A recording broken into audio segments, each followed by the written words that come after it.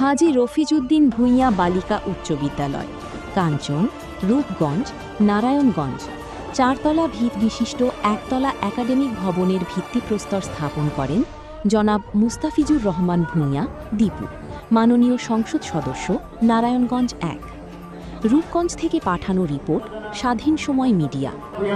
দীপু সাহেবকে যিনি আমাদেরকে এই সময় দিয়েছেন, উদ্বোধন করছেন মাননীয় সংসদ সদস্য জনাব মুস্তাফিজুর রহমান ভূঁইয়া দীপু, নারায়ণগঞ্জ 1, রূপগঞ্জ।